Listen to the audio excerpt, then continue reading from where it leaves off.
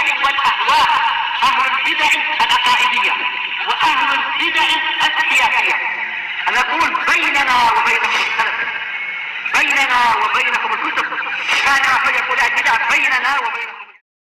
Bismillahirrahmanirrahim. Alhamdulillahirabbil alamin.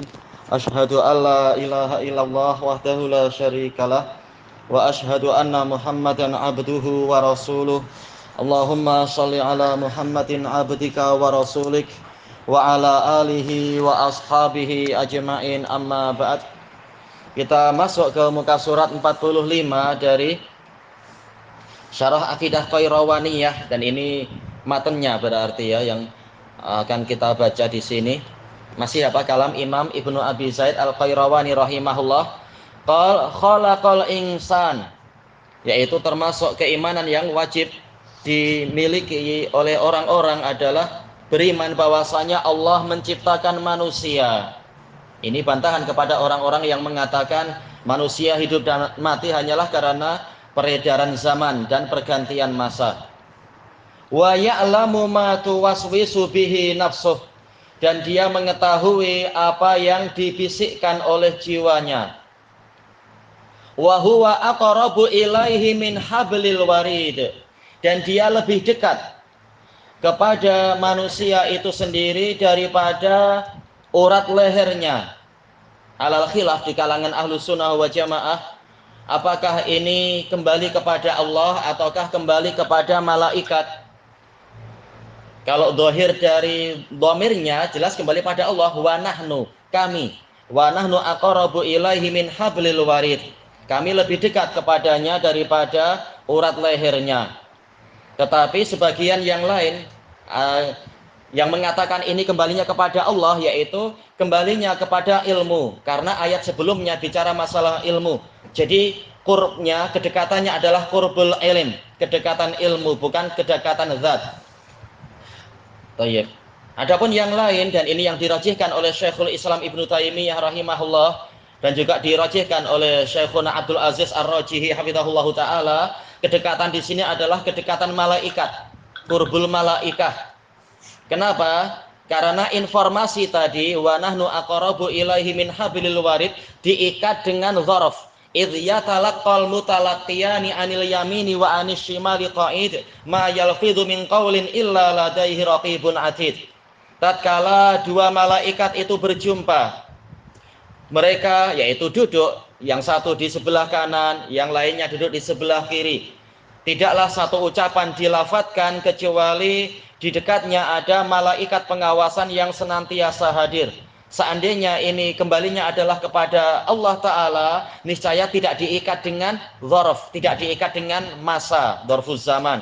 Tapi tatkala kedekatan tadi diikat dengan qurbuz zaman, dengan apa? Dzarfuz zaman, taulah kita kedekatan tadi bukan kedekatan Allah. Karena kedekatan Allah dalam masalah kedekatan ilmu ini kekal, terus menerus, dia senantiasa tahu. Tapi ini kedekatannya adalah kedekatan malaikat. Malaikat apa itu namanya? Raqib dan Atid dan yang semacam itu. Wa ma tasqutu min waraqatin illa ya'lamuha, dan tidaklah ada satu daun pun yang jatuh kecuali Allah mengetahuinya. Waraqah sebagai apa? Fa'il dari tasqut. Dia marfu'un hukma, majrurun lafdhah. Secara lafaz majrur karena ada min. Tapi secara hukumnya karena dia fa'il ya dia marfu. Kenapa perlu ada min? Min di sini adalah taukidun nafi, datang setelah ma'an nafiyah. Thayyib. Wala habbatin fi dhulumatil ard, dan tidak ada satu biji pun di kegelapan bumi. Wala ratabi wala yabis, dan tidak ada satu barang yang basah maupun yang kering pun illa fi kitabim mubin, kecuali sudah ada di dalam kitab yang jelas, yaitu Lauhul Mahfuz. Tidak ada yang luput dari pengetahuan Allah, bahkan semuanya telah Allah tulis sebelum itu terjadi, walaupun hanya sekedar biji, walaupun hanya sekedar daun yang jatuh, semuanya sudah ditulis, masanya, keadaannya, sifatnya, dan seterusnya. Alal arsyistawa, termasuk keimanan yang wajib adalah yaitu bahwasanya Allah Ta'ala istiwa di atas arsy. Wa 'alal mulki tawa, dan dia meliputi seluruh kekuasaan. Baik, jadi Arsy ini bukan ibaratun anil haimanah wal muluk seperti yang dikatakan oleh Sayyid Qutb di dalam Dhilalil Qur'annya. Sastranya hebat, orang banyak ternganga dan terpana, tetapi dia memasukkan akidah Jahmiyah dalam kitab tersebut. Dalam kitab Dhilalil Qur'an, dia mengatakan istiwa di atas Arsy itu adalah ibarah an al-haimanah wal muluk, katanya, ungkapan dari pengawasan dan kekuasaan. Intinya dia tidak mengakui Allah Ta'ala tinggi di atas Arsy. Walahul asma'ul husna was sifatul ula, dan hanya milik Allah lah nama-nama yang paling indah dan sifat-sifat yang paling tinggi. Ula ini jamak dari ulya. Baik. Wazan fu'la lil mubalaghah, yaitu paling tinggi. Lam yazal bi jami'i sifatihi wa asma'ih, dia terus-menerus dengan semua sifat-sifatnya dan nama-namanya. Tidak seperti akidah orang-orang Mu'tazilah Qadariyah, bahwasanya dahulu kala Allah itu ada tanpa nama, tanpa sifat. Setelah itu dia menciptakan nama dan sifat, barulah dia memiliki nama dan sifat. Makanya nama dan sifat Allah bagi orang-orang itu adalah apa? Makhluk. Kalau begitu berarti hakikatnya kalian mengingkari azaliyahnya Allah. Karena tak mungkin ada zat tanpa memiliki satu nama dan satu sifat pun. Baik. Makanya ini akidah yang kontradiksi. Kalau memang zat Allah itu azaliyah, berarti nama dan sifatnya juga azaliyah. Karena nama dan sifat itu sesuai dengan apa? Pemiliknya. Nama dan sifat makhluk adalah makhluk karena menempel pada zat yang makhlukah. Sementara zat Allah bukan makhlukah, maka nama dan sifatnya juga bukan makhlukah. Baik.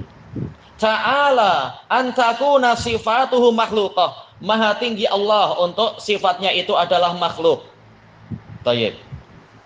Kenapa? Kalau makhluk berarti memiliki batasan. Sementara Allah Ta'ala maha sempurna. Bagaimana sifat dia ada batasannya? Baik.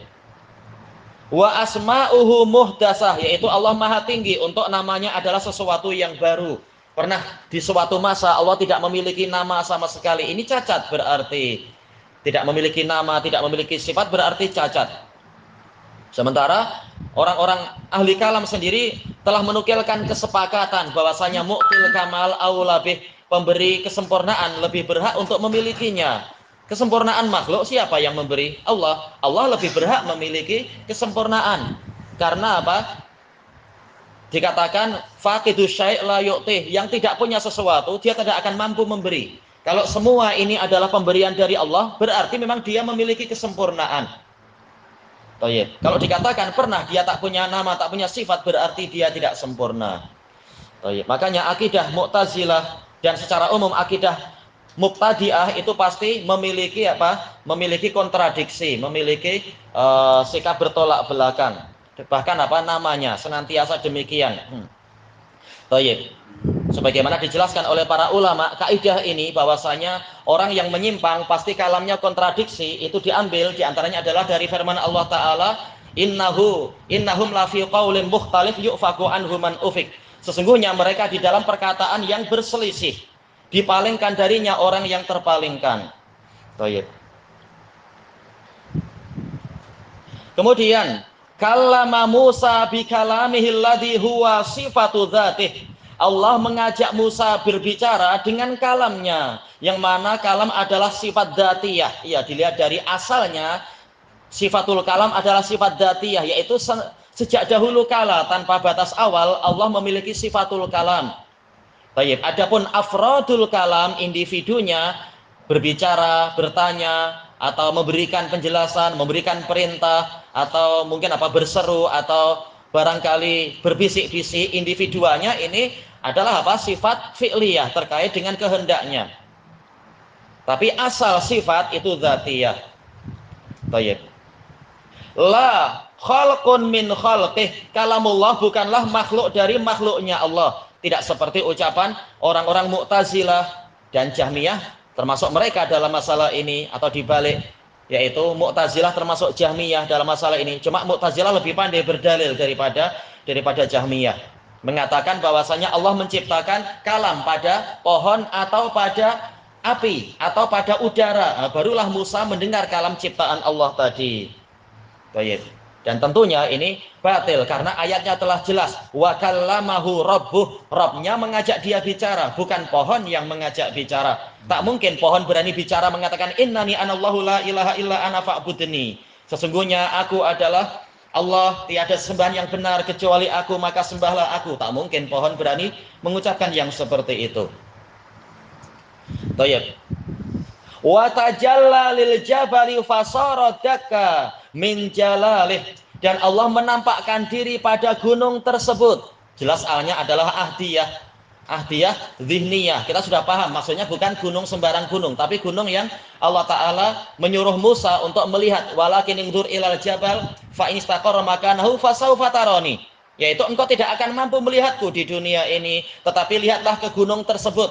Seandainya gunung itu masih tetap di tempatnya, maka engkau akan melihatku. Falamma tajalla rabbuhu lil jabali ja'alahu dakka. Tatkala Allah menampakkan diri ke gunung tersebut, dia menjadikan gunung itu hancur. Baik.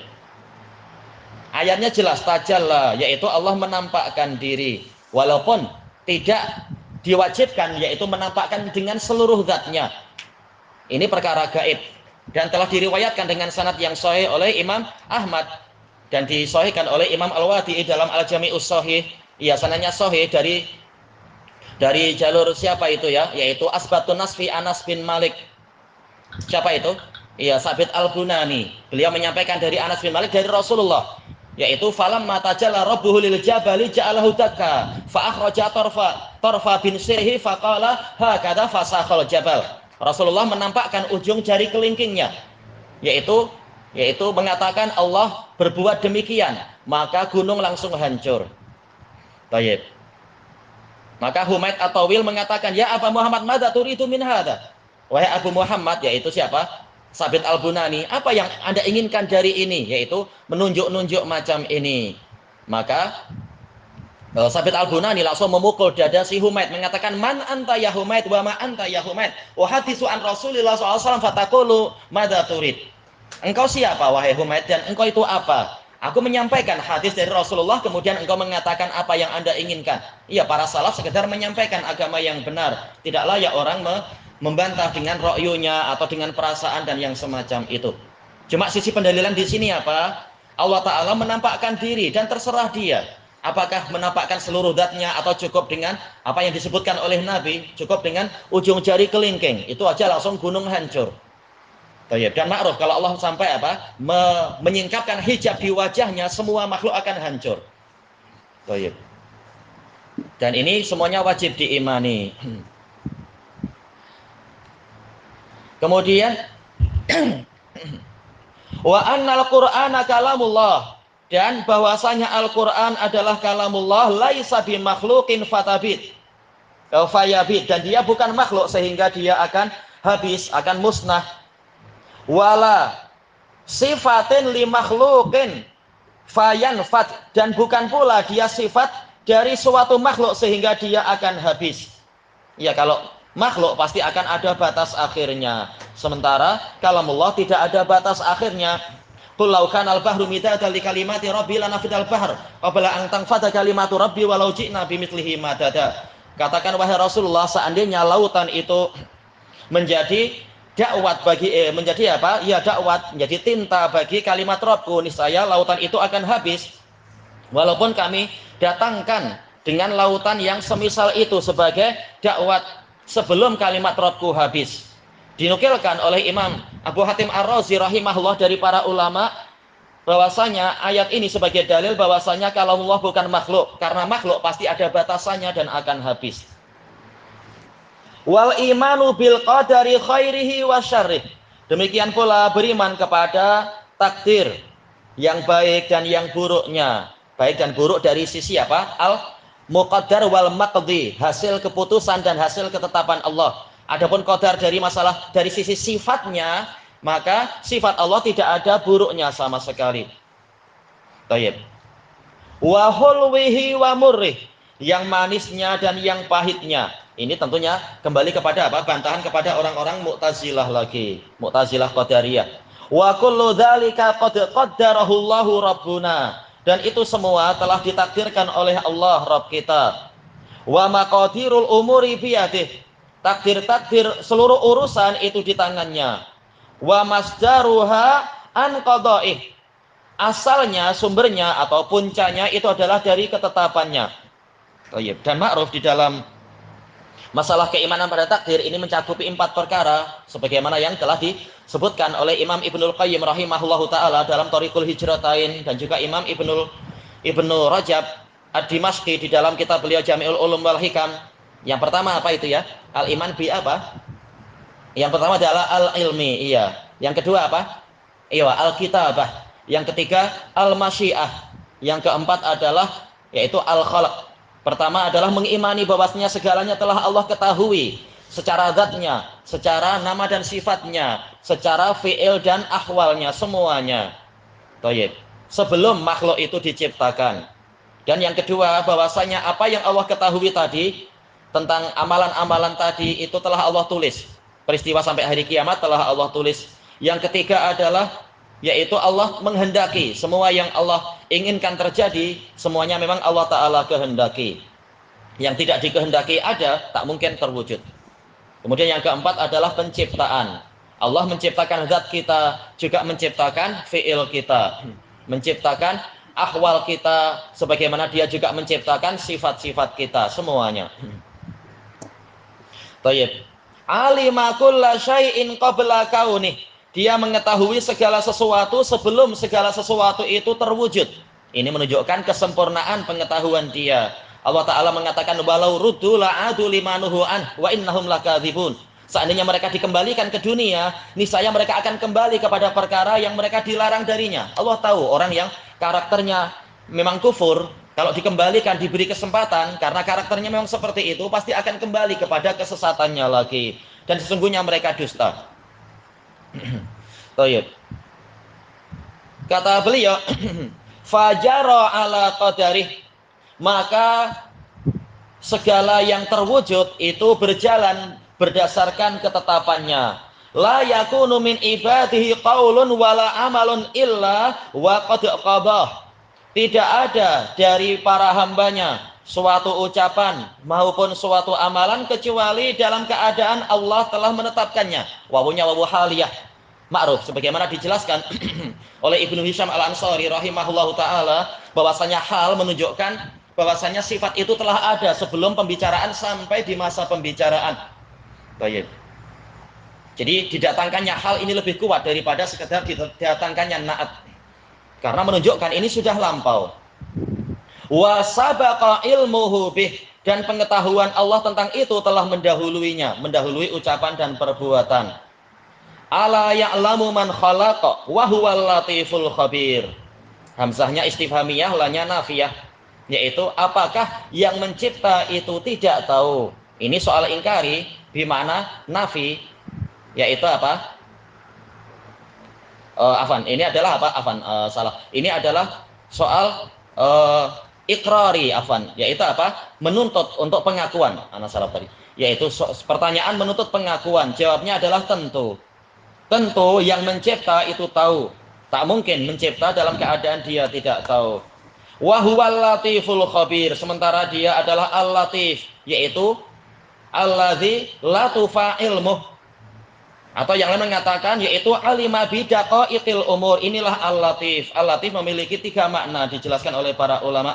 Intinya diantaranya adalah apa? Yaitu yang pengetahuannya itu mencakup seluruh perkara-perkara yang sangat detail, yang sangat samar-samar, yang gaib dan sebagainya.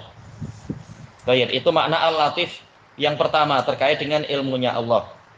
Makna al-latif yang kedua adalah al-ghaib. Saking halusnya dia, para makhluk tidak tahu, yaitu tidak mampu melihat dia, makhluk yang tentunya kita.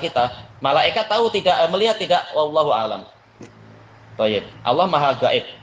Yang ketiga al-latif, yaitu alladzi yusilu ila abdihi ma yuriduhu min haitsu la yash'urun. Al-latif adalah zat yang menyampaikan kepada makhluknya atau hambanya perkara yang dia inginkan dari arah yang tidak mereka sadari. Baik, ini Al-Latif, saking halusnya makhluk tidak menyangka Allah sudah mengatur ini, mengatur bahwasanya makar ini akan sampai kepada pelakunya, setelah pelakunya merasa dirinya menang dan seterusnya. Ini Al-Latif. Baik. Al-Khabir yaitu allazi kamulat khibratuh, yaitu yang sempurna kepakarannya. Dan dua nama ini Al-Latif dan Al-Khabir kembalinya pada Al-Alim. Baik. Kemudian yudhillu may yasha'u, dia menyesatkan orang yang dia kehendaki untuk disesatkan. Fayakhdhuluhu bi'adlih. Al-khadl adalah tarkun nusrah fi waqtil hajah, sebagaimana dijelaskan oleh Imam Nawawi dalam Syarah Sahih Muslim. Allah menelantarkan dia dengan keadilannya. Jadi bukan karena Allah pilih kasih seperti perkataan orang-orang Mu'tazilah, yaitu apa? Allah tidak boleh memberikan hidayah dan tidak boleh menyesatkan. Allah tidak boleh menolong dan tidak boleh menelantarkan, tapi Allah membebaskan para makhluk bertindak sesuka hatinya. Yang sesat berarti karena kejahatan dia sendiri, yang mendapatkan hidayah karena memang kehebatan dia sendiri, Allah tidak ada urusan. Nah, kata mereka begitu. Yang betul adalah Allah menelantarkan seseorang karena dia memang tidak layak untuk ditolong. Allah tahu isi hati dia. Mungkin dia tidak pandai bersyukur, atau mungkin ini dikarenakan memang dia bukan jenis orang yang suka menolong orang lain sehingga dia pun tidak ditolong. Ini adalah keadilan dari Allah Ta'ala. Wa yahdi may yasha fayuwaffiquhu bifadlih, dan dia membimbing orang yang dia kehendaki, maka dia memberikan taufik dan ilham kepadanya dengan kurnianya. Ya, ini adalah kurnia Allah Ta'ala. Allah tidak wajib memberikan hidayah pada kita, tapi dia yang yatafaddal wa yukrim yatakarram, yaitu apa? Memang dia yang bersikap dermawan dan berbelas kasihan pada kita, memberikan kurnia pada kita. A'malullahi ta'ala wa af'aluhu da'iratun bainal adil wal fadl. Intinya itu ya. Amalan dan perbuatan Allah itu beredar di antara keadilan dan kurnia. Tidak ada kezaliman sama sekali. Fa kullun muyassarun bi taisirih. Kullun. Ini tanwinnya apa namanya? Tanwin iwat ya, yaitu kullu wahidin minal makhluqat muyassarun bi taisirih. Setiap orang, setiap makhluk, tidak harus orang sih ya. Setiap makhluk itu dimudahkan dengan pemudahan yang datang dari Allah. Ila ma sabaqa min ilmihi wa qadarih, menuju kepada sesuatu yang telah terdahulu dari apa yang Allah ketahui dan Allah takdirkan. Min syaqiyyin aw sa'id, yaitu berupa apakah dia celaka ataukah dia nanti beruntung. Allahul musta'an. Ta'ala ayyakuna fi mulkihi ma la yurid. Maha tinggi dia dari adanya sesuatu yang tidak dia inginkan di dalam kekuasaan dia. Sementara kita yakin Allah Rabbul Alamin, Allah Maha Perkasa, Allah Maha Kuasa, la ya'zubu anhu mithqalu dzarrah. Tidak ada yang luput darinya walaupun seukuran dzarrah. Maka tidak mungkin di dalam kekuasaan zat yang maha sempurna itu ada sesuatu yang terjadi tanpa dia inginkan. Au yakunu li ahadin anhu ghinan. Perlu titik atau koma di sini kah akhirnya?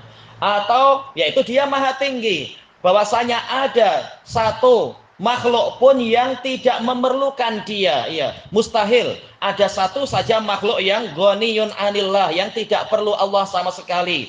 Ini mustahil. Sementara Allah Ta'ala mengatakan apa? Antumul fuqara'u ilallah wallahu huwal ghaniyul hamid. Kalian adalah orang-orang yang fakir kepada Allah, dan Allah lah yang maha kaya lagi maha terpuji. Para makhluk pasti tergantung pada Allah. Baik. Dari sisi apa? Ijad, perwujudannya. Tanpa Allah kehendaki tak mungkin mewujudkan diri sendiri. Demikian pula dalam jalbil masolih wa daf'il madhar, mendatangkan kemaslahatan dan menolak madarat. Semua makhluk pasti tergantung pada Allah. Karena apa? Lemahnya kita dan kurangnya ilmu kita dan seterusnya. Maka dari awal sampai akhir kita dalam keadaan fakrun zatiyun. Sebagaimana dijelaskan oleh Ibnul Qayyim rahimahullahu ta'ala di dalam kitab beliau Thariqul Hijratain. Fakrnya makhluk adalah fakrun zati, sebagaimana ghinanya Allah adalah ghina zati. Kefakiran makhluk itu kefakiran yang mutlak dari awal sampai akhir, senantiasa dalam keadaan fakir, tergantung kepada Allah Ta'ala. Sementara kekayaan Allah adalah ghinan zati, kekayaan yang mutlak, tanpa ada keperluan pada makhluk sedikit pun. Makanya Allah Ta'ala mengatakan, iya sya'yudhibukum wa ya'ti biqalqin jadidi wa ma dzalika 'ala Allah bi aziz. Kalau Allah menghendaki, maka Allah mampu untuk memusnahkan kalian, dan senantiasa maha mampu dia, dan mendatangkan makhluk yang lain, makhluk yang baru, dan itu tidak susah bagi Allah. Jadi tidak seperti keyakinan orang-orang Yunani terhadap dewa-dewa mereka.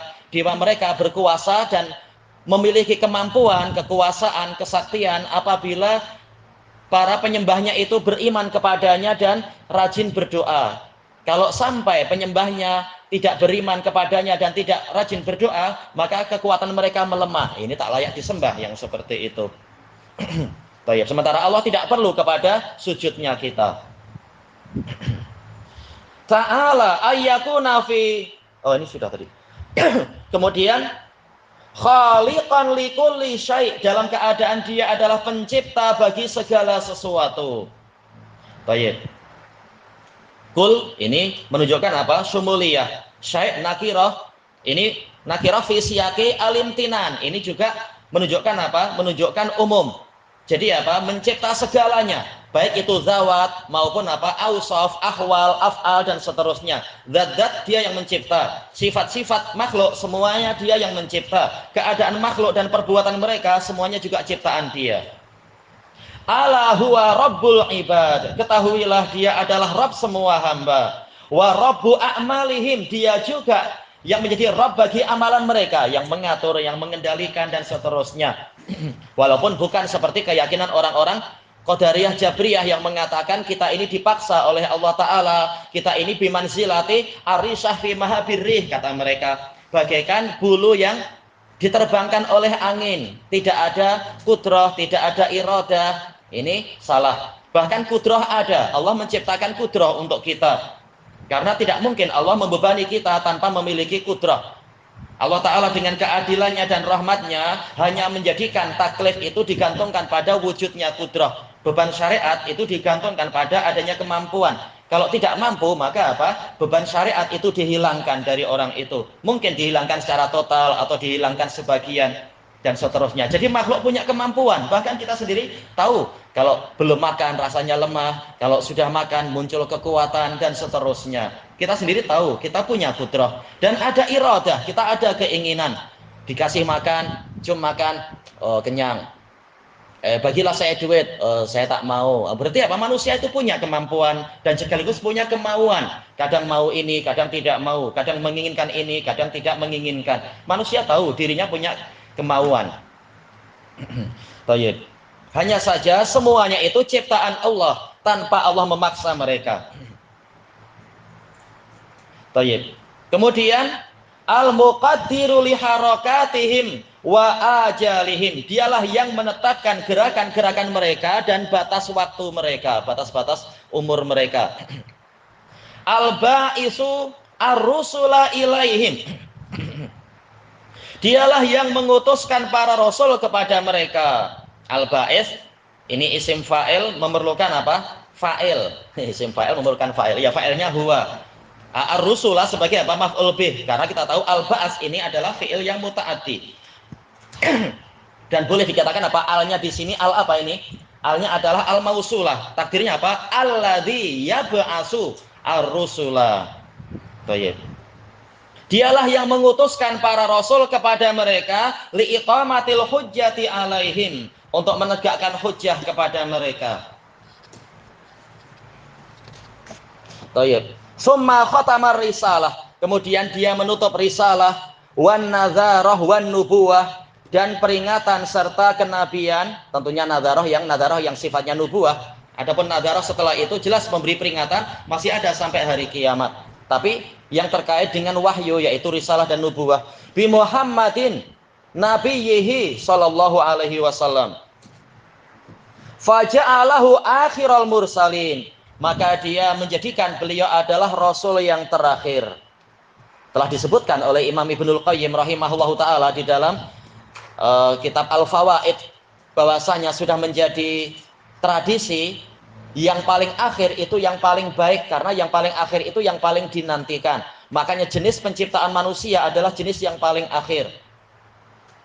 Dan seterusnya, contoh banyak sekali. Sebagaimana tatkala para penyihirnya Fir'aun mengatakan, "Ya Musa, imma antul qiya wa imma nahnu awwalaman alqa." Wahai Musa, sila memilih, engkau yang engkau yang melempar atau kami yang memulai melempar. Maka Nabi Musa mengatakan, "Bal alqu." Kalian lempar dulu.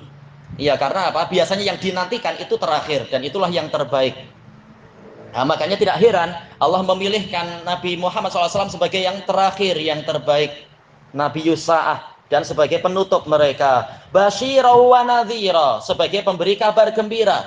Pemberi kabar gembira untuk orang yang bertakwa, dan nadhira, pemberi peringatan bagi orang-orang yang durhaka. Litubasyira bihil muttaqin wa tunzira bihi qaumal ludda. Agar engkau wahai Rasulullah memberikan kabar gembira pada orang-orang yang bertakwa dan memberikan peringatan dengan Quran tadi bagi kaum yang membangkang. Wada'iyan ilallahi bi'idnih, dan sebagai penyuruh manusia ke jalan Allah dengan seizinnya. Tayyib, dakwah harus dengan seizin Allah. Karena apa? Dakwah bagian dari ibadah. Tidak boleh orang berpandai-pandai membuat cara sendiri. Tayyib. Da'iyan, ini isim fa'il. Fi'ilnya da'a, ini adalah fi'il yang muta'addi. Berarti apa? Ada maf'ul bih yang terhapus. Dan ma'ruf dalam kaidah tafsiriyah, apa itu? Hadful ma'mul yadullu alal umum. Dihapuskannya ma'mul, apa mudahnya apa ma'mul itu? Objek ya, atau penderita. Dari suatu fi'il yang muta'addi menunjukkan ini umum. Yaitu apa? Da'iyan jami'a al-alamin, atau da'iyan jami'an nasi wal ins, misalkan. Menyeru semua manusia dan jin ke jalan Allah dengan seizinnya. Bantahan kepada orang-orang Nasara yang tatkala mereka kalah debat, mereka mengatakan memang Muhammad itu nabi, tapi nabi untuk orang Arab. Ini terbantahkan dengan dalil akli dan nakli banyak sekali. Bahkan terbantahkan dengan dalil-dalil yang ada dalam Taurat dan Injil. Beliau da'iyan untuk semuanya. Maf'ul bihnya dihapus menunjukkan ini umum. Wasirajam munira, dan sebagai pelita yang menyinari. Wa anzala alaihi kitabahul hakim, dan Allah menurunkan kepadanya kitabnya yang penuh hikmah. Hakim bermakna apa? Dzul hikmati tammah, atau hakim bermakna apa? Muhkam, yaitu yang mutqan, yang mantap. Tayyib. Atau hakim yaitu yang meletakkan segala sesuatunya tepat pada tempatnya. Atau hakim sigat mubalaghah dari hakim, yaitu sebagai muhaiminan ala jami'il kutub. Hakim dan pemeriksa dan pengawas bagi semua kitab yang lain. Semua nama-nama tadi, semua makna tadi masuk dalam istilah al-hakim. Wa syaraha bihi dinahul qawim, dan dengan nabi tadi Allah menjelaskan agamanya yang lurus. Wa hada bihi siratal mustaqim, dan dengan Muhammad Allah membimbing makhluknya kepada jalan yang lurus. Ilahuna wallahu a'lam. Subhanakallahumma wa bihamdika la ilaha illa anta astaghfiruka wa atubu ilaik. Walhamdulillahirabbil alamin. Jazakumullahu khairan.